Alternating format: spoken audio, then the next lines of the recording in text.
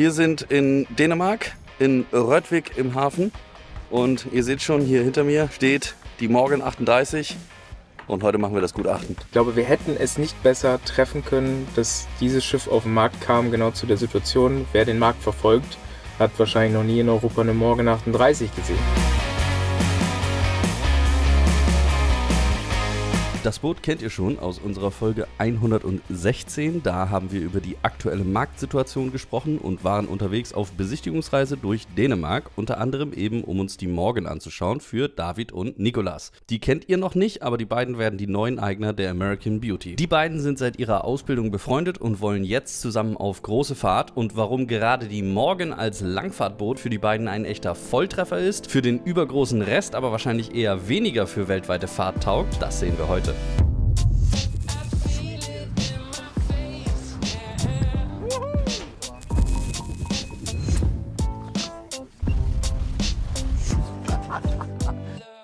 Bevor es mit dem Gutachten losgeht, wollen wir euch einen kleinen Einblick in die Bootssuche mit den beiden geben. Die war von den Kriterien her nämlich gar nicht so eng gefasst. Das Boot sollte solide und sicher gebaut sein. Es sollte 2 separate Schlafplätze für die beiden geben. Und wenn es irgendwie geht, Stehhöhe für den 1,96 großen Nicolas. Budget waren 75.000 € inklusive Langfahrtausrüstung. Hieß für uns, wir haben in der Preisklasse so oben 50.000 bis 60.000 € geschaut. Einfach um entsprechend noch Budget für Reparaturen, Ausrüstung und alles weitere zu haben. In der Preisklasse reden wir halt über ältere Boote mit einer eher klassischeren Rumpfform und dadurch sind die Schiffe meist nicht mit enorm viel Stehhöhe gesegnet. In Frage kam zum Beispiel eine Camper Nicholson 39, Baujahr 1976, Center Cockpit, Catch. Sehr solides Schiff, ähnlich wie auch die Morgan, mit 2 Kabinen für rund 40.000 €. Oder wenn wir uns ein anderes Material anschauen, Richtung Stahl, hatten wir eine Feldskorpion 2 auf dem Markt von 1980, Center Cockpit auch wieder, allerdings schon 13.000 € mehr. Wenn wir jetzt mal in Richtung Großserie gucken, dann liegt Moody da ganz weit vorne mit der 346 oder der 376, wobei die mit 70.000 bis 80.000 € schon echt deutlich über dem Budget liegt. Die 346 ist mit 45.000 bis 55.000 € im Budget und bietet für den Preis auch echt eine Menge Platz und Komfort. Gerade die Heckkabine macht natürlich richtig was her, wobei ich immer befürchten müsste, dass das zu Revierkämpfen führen könnte. Wer darf hinten schlafen? Auch interessant ist eine Naiad 34 mit dieser abgetrennten Heckkabine für um die 45.000 €. Naiad ist ja bekannt für hohe Verarbeitungsqualität und solide gebaute Boote. Allerdings hat die 34er mit den 1,84 Stehhöhe eher schlechtere Voraussetzungen, da in die engere Auswahl zu kommen. Eins, das zumindest von der Größe und von der Stehhöhe super passen würde, wäre eine Kompromiss 36. Die kennt ihr aus der Folge 71. Allerdings ist die leider budgettechnisch nicht drin. Angeschaut haben David und Nicolas sich dann die Fels und die Naiad. Einfach aus dem Grund, weil beide in Deutschland lagen und sehr gut erreichbar waren. Die Naiad gefiel den beiden vom Platzangebot eigentlich ganz gut, auch mit der separaten Heckkabine eigentlich cool. Die ist allerdings dann rausgeflogen, wie schon gedacht, wegen den 1,84 Stehhöhe, das ist einfach zu wenig. Die Fels hat den beiden dann auch richtig gut gefallen und die wäre es auch geworden, wenn wir dann nicht die Morgan 38 in Dänemark gefunden hätten. Das war ein echter Glücksgriff und die beiden sind dann auch sofort hin, um sich die anzuschauen, waren begeistert und der Rest ist, wie man so schön sagt, Geschichte. Jetzt, beziehungsweise gleich, sind wir in Dänemark und starten mit dem Unterwasserschiff. Das Boot steht schon an Land. Wird spannend, weil da haben wir eigentlich auch direkt Themen, über die wir mal sprechen müssen.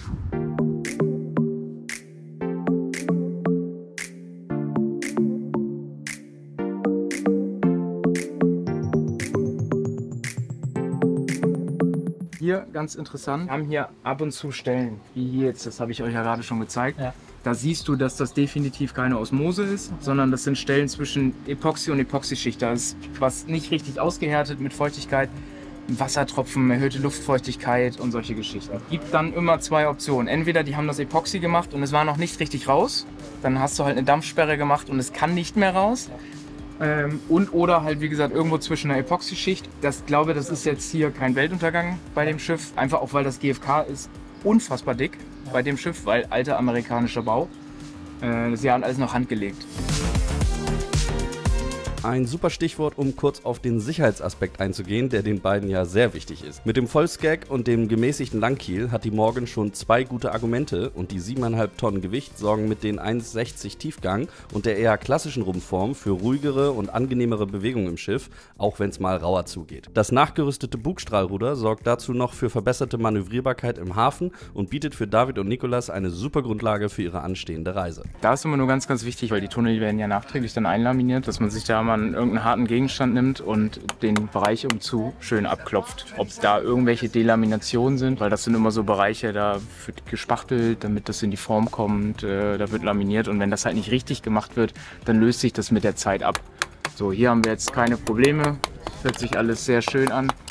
Nicht, als ob es delaminiert wäre vom Prinzip. Also hier kein Problem. Einfach nur für euch, wenn ihr mal ein Boot kauft. Wir haben jetzt gerade noch kurz mit dem Eigner gesprochen. Da das hier alles sehr freundlich abläuft, dürfen wir an einer Stelle das Anti-Fouling abkratzen, also das Kappa-Code hier. Ist nicht selbstverständlich, könnte er auch verneinen. Deswegen ist es immer eine super Sache, wenn die Leute mitarbeiten und wir zusammen dieses Gutachten erstellen können.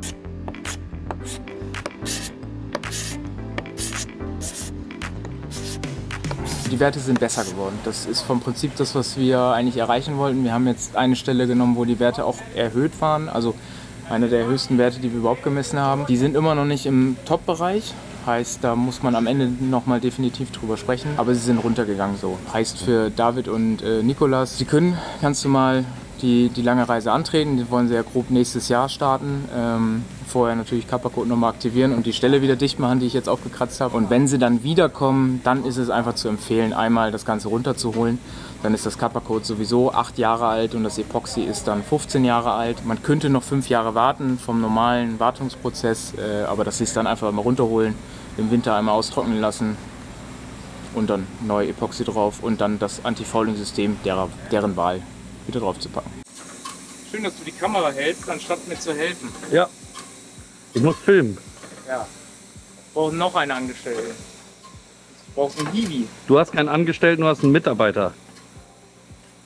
Ich brauche einen Hiwi. Und eigentlich hast du einen Arbeitskollegen. Ich habe einen Freund. Ah.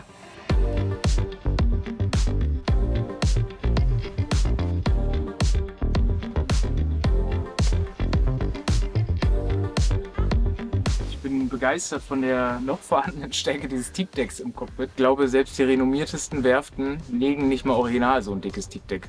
Nicht mehr. Also wir haben hier noch locker 15, 16 mm Teakdeck-Stärke. Stellenweise sogar eher 18 bis 20 mm.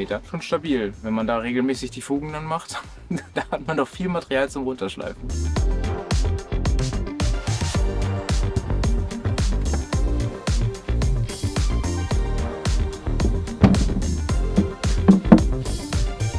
Nicolas ist ja relativ groß, hier kann er sich nochmal 5 cm Stehhöhe rausgehauen haben. Oh, das ist ein bisschen lose. Ui. Vor allem die Lampe geht, glaube ich, auch nicht mehr so richtig. Na gut, das sollte man natürlich befestigen, weil auf See weiß man nie, wo man mal hinpackt, wenn man sich festhalten muss. Ja, und dann reißt das Ding raus. Ja, oder Du meinst so? nimmst es gleich einfach ab. Den nehme ich mit. Das stehende Gut ist noch komplett original, das wussten wir im Vorfeld und haben das entsprechend kalkuliert, denn es muss auf jeden Fall gemacht werden und mittlerweile sieht man den beanspruchten Teilen das Alter eben auch an. Pitting-Eisen werden ja von oben und unten sozusagen gekontert, aneinander gezogen und dann geht sozusagen die Verlängerung runter in die Rumpfstruktur und sie sind hier super fest. Allerdings sieht man, dass das Deck sich schon so leicht abgesenkt hat. Das ist einfach so ein Zeichen dafür, dass das Kernmaterial bei 40 Jahren bzw. fast 45 Jahren ist es okay. Da müssen wir nachher nur noch mal dann genau hinschauen, auch von innen, dass da keine Feuchtigkeit drin ist, dass das alles soweit funktioniert. Es ist fest, es gibt nichts nach, das ist erstmal ein gutes Zeichen, aber da müssen wir nachher noch mal im Detail von innen drauf schauen. Batterien vom letzten Jahr, 360 Ampere-Stunden Verbraucher. Heißt gut für die Größe. Kleiner Inverter drauf, da können die Jungs auf jeden Fall erstmal ein bisschen Spaß mit haben. Funktionieren, einwandfrei, keine Probleme. Hier ist echt alles schick gemacht. Wir haben die Sicherung nah an den Batterien, alles wunderbar. Aber wir haben hier ein Bordurchlass Da ist kein Schlauch drauf, da ist kein Stutzen drauf. Der ist halt leer, der wird nicht mehr genutzt. Der war wohl mal für einen alten Watermaker, der ist dann rausgeflogen und ist vom Prinzip drinne geblieben, falls jemand wieder einen nachrüsten möchte. Das ist tatsächlich schon gefährlich, weil wenn man mal, warum auch immer, da einer gegenkommt und das Ventil aufmacht und oder das Ventil gammelt, das ist schon ein richtiges Problem. Also da muss mindestens ein Schlauch drauf, der über die Wasserlinie gezogen wird. Das ist schon das Minimum, was man eigentlich machen sollte. Da muss man das ganze Ding verblomben, dass man dann nicht einfach mal eben dran zieht. Das ist tatsächlich das Erste, wo ich sage, okay, da hätte Jeff ein bisschen mehr machen können. Ist Handlungsbedarf. Da ist Handlungsbedarf. So, jetzt kommt der Kahn ins Wasser und dann geht's los in Richtung Faxe-Ladeplatz, wo wir uns das Boot ja auch schon angeguckt haben. Wir sind hier jetzt nur in Röttwig, weil hier gibt es eine Slipanlage, damit das Boot aus dem Wasser kam. Aber es soll natürlich jetzt wieder zurück nach Faxe-Ladeplatz, wo es eigentlich liegt. Und das nutzen wir natürlich, um den Sea Trial zu machen. Wir haben sehr guten Wind. Das wird eine spaßige Angelegenheit und dann können wir auch gleich mal gucken, wie die Dame so segelt.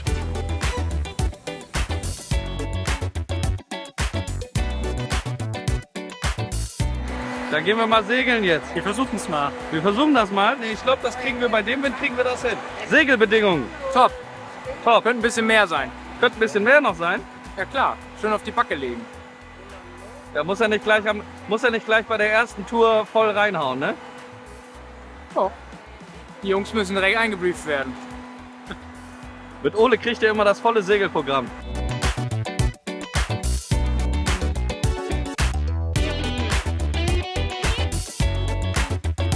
Wie ist denn das jetzt so für euch? Ja, aufregend, spannend. Ja? Und, ja, jetzt geht's endlich los. Man hat ewig gewartet. Und jetzt ist es soweit. Ne? Aufgeregt, freudig erregt oder vielleicht auch ein bisschen nervös? Beides. Ja? Ja. Heiraten muss so ähnlich sein. Ja. So Freunde, jetzt kommen wir auch noch mal kurz in diesem Video. Jo, die Saison, die ist ja jetzt so langsam zu Ende. Alles hat ein Ende. Alles hat ein Ende. Nur die Wurst hat zwei. Dafür könnt ihr euch auf den Beginn der nächsten Saison freuen, weil unsere Flottille, die ist schon vorbereitet. Schön zusammen segeln gehen. Flottille Nummer 1 war ja ein großer Erfolg. Das hat uns sehr, sehr viel Spaß gemacht. Deswegen gibt es Ende Mai 2025 die Bootsbrüchig-Flottille Nummer 2. Vom 24.05. bis 31.05. und die Buchung ist offen. Also ihr könnt Tickets buchen. Über 50% der Tickets sind schon verkauft, also man muss sich so ein bisschen ranhalten. Der Link zur Buchungsseite ist in der Videobeschreibung und da sind dann auch alle Details für euch hinterlegt. Genau, und jetzt wieder zurück zu Marc und Ole. Die fahren jetzt raus aufs Wasser. Schade, dass wir nicht dabei waren. Dann wäre es ein bisschen eng geworden da drauf. Dann wäre es ein bisschen eng geworden. Aber das Boot hätte ich mir auch gerne angeguckt.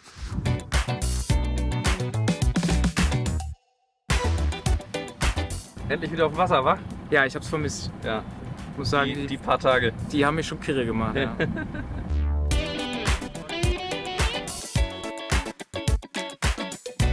Wir brauchen bis Faxe-Ladeplatz ungefähr 1,5 Stunden und weil der Wind so schön ist, haben wir gesagt, wir schmeißen jetzt gleich den Motor aus und werden erstmal segeln und dann auf der letzten Meile machen wir noch den Motorcheck und alles. Aber jetzt erstmal Segel hoch und gucken, dass wir diesen Motor auskriegen. Auch wenn er cool klingt, ist ja trotzdem für Segler ein nerviges Geräusch. Bei so viel Wind, den wir jetzt haben wir vom Prinzip, seht ihr ja, das Segel sieht erstmal so ein bisschen ungetrimmt aus.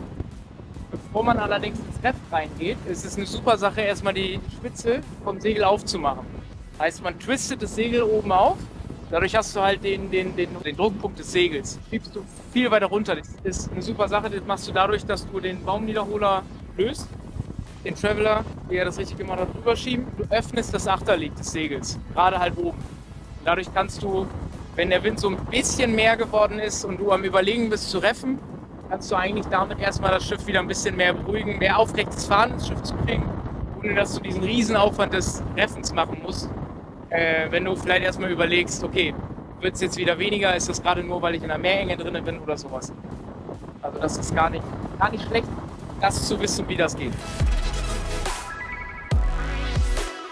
Mit vollgesetztem Groß- und gereffter Genua haben wir bei den knapp 20 Knoten Wind immerhin 7 bis 7,5 Knoten Speed erreicht. Das ist für diese Kampfklasse tatsächlich gar nicht so schlecht. Die klassische Rumpfform und der gemäßigte Langkiel bringen selbst bei der Welle eine gewisse Laufruhe. Durch die 1,60 Tiefgang kränkt die Morgan aber doch relativ schnell und stark. Das ist auf Anwindkursen eher semi-komfortabel und man muss entsprechend früher reffen. Wenn man das erstmal raus hat, segelt sich die Morgan fast von selbst. Jetzt muss man nur noch in die Karibik. Ja, jetzt muss es auch ein bisschen wärmer werden. Ja. Das Schöne ist ja, wenn wir so viel Wind und ein bisschen Welle haben, Dann hat man immer ein super gutes Argument zu sagen, ja gut, ein Gutachten jetzt zu machen ist halt schwierig. Die Dinge, die man machen kann, haben wir gemacht. Heißt, ich bin jetzt gezwungen, das Ganze eine Stunde zu genießen. Ja. Wie schade. Wie schade.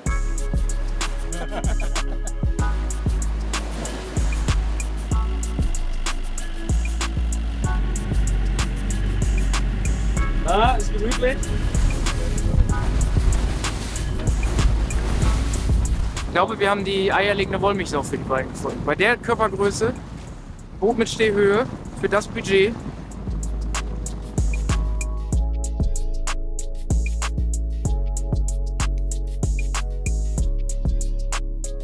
Das war doch mal smooth. Anlegemanöver, muss man keine Angst vor haben. Ja, mal gucken, wie es das nächste Mal beim selber machen läuft. Ne? Ja. Ansonsten bucht ihr euch Ole für eine Runde anlegen und ableben. Das machen wir vielleicht. Nun sind wir wieder im Hafen. Wir haben kurz vor 4. Jetzt machen wir mal ein bisschen Schub. Außen sind wir jetzt soweit durch. Wir haben nichts gefunden, was unabhängig von der Besichtigung nicht sowieso schon bekannt war. Das ist ja immer eine gute Sache. Alles funktioniert. Das stehende Gut ist halt hier noch original. Das muss definitiv vor einer längeren Fahrt geprüft und getauscht werden. Das ist jetzt 45 Jahre alt, das hat es mal verdient. Ist ja auch für die eigene Sicherheit. Der Eigner trinkt hier schon mit David und Nikolas ein schönes Anlegerbier. Und ich muss sagen, ich werde ein bisschen neidisch. Deswegen müssen wir uns ranhalten. Dann jetzt Casala. Kasalek.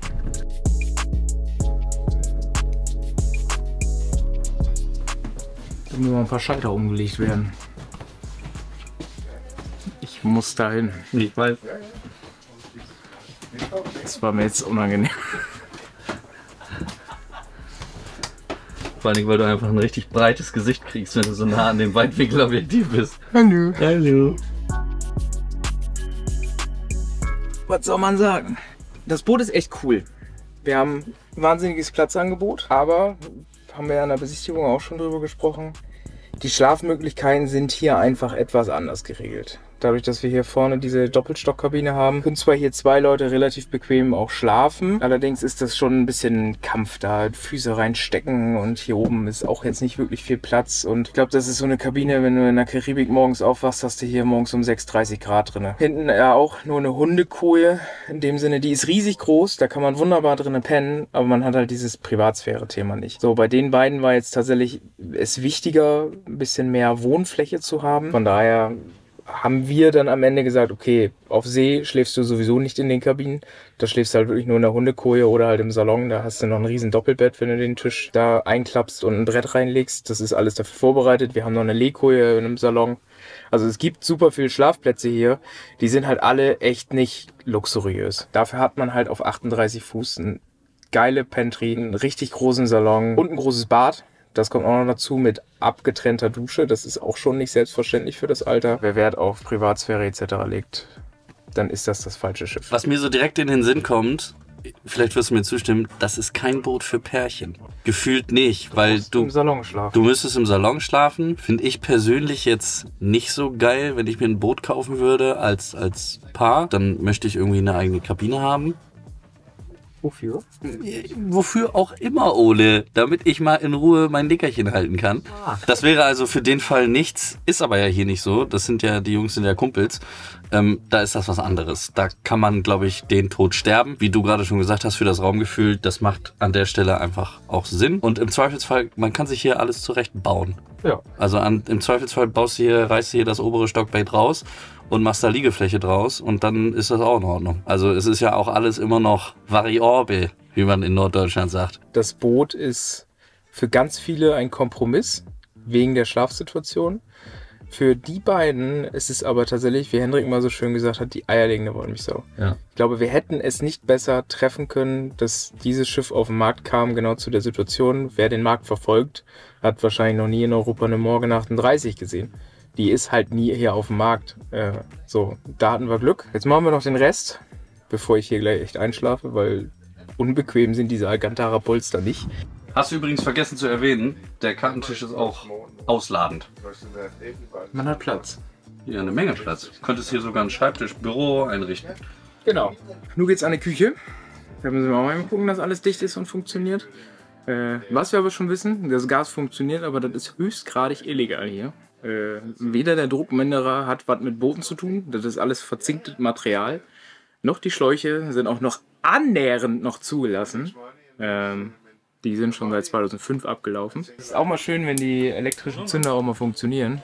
Oftmals sind dann die Batterien leer oder Kabel ist abgefallen, was man da immer alles für schöne Geschichten gehört. Warum es jetzt genau in dem Moment, wo das Gutachten ist, wenn wir da nicht sind. funktioniert. Gestern lief der wirklich noch. Ganz sicher. Es läuft einfach mal. Ja. Aber zur Not hast du ja immer mich. Ich gebe dir auch immer gerne ein Feuerzeug. Stimmt. Das Bilgendeckel-Öffnungssystem. Guck mal, wie die Lemminge. Irgendwo geht was auf und dann stehen sie hier und wollen gucken. Man muss ja wissen, wo man in Zukunft hingucken muss. So, das ist natürlich jetzt ein riesen Nachteil daran, dass dann da das Wasser des Ankerkastens in die Bilge laufen lässt. Ne? Hier haben sie nachträglich Durchschnitte gemacht, wo halt Holz offen war hier in einem Spand. Das ist Gott sei Dank kein Kielspand, sondern ein Interieurspand. Der ist sozusagen dafür da, dass das ganze Interieur da schön drauf gemacht wird. Nee, noch nicht. Aber wenn du nichts tust, dann ist es bald weich. Weil das ist halt nicht so geil. Ne? Das geht immer weiter und irgendwann hast du halt einfach das Interieur, das fängt an zu knarzen und alles. Das ist nicht schön. Auch wenn die Bilgen bestimmt schon sauberere Tage gesehen haben, da sieht soweit alles gut aus und auch beim Motorölcheck von dem echt gut gewarteten Yanmar-Motor gibt es nichts zu meckern. Und das heißt für uns... Ja, Feierabend. Jetzt trinke ich nämlich auch ein Anlegerbier. Ja, das hast du jetzt auch verdient, ne? Danke. Oh, scheiße. Ist aber noch ein schönes Boot, ne? Vor allem, man muss halt schon ehrlich sagen, man kriegt hier sehr, sehr viel Boot für einen guten Preis. Wir brauchen hier nicht anfangen, wegen Kleinigkeiten rumzumeckern. Das Boot ist super, das passt für die beiden wie Arsch auf Eimer. Finden wir das mal raus. Wie Arsch auf Eimer? Ja. Wenn Passt es für euch beide wie Arsch auf Eimer? Ich würde sagen, ja. Nummer 1, abgehakt. Was sagst du? Das bestätige ich. Du bestätigst? Damit haben wir ein einstimmiges Ergebnis und verabschieden uns zu Einkaufspreisen. Das muss aber noch ein bisschen eleganter werden.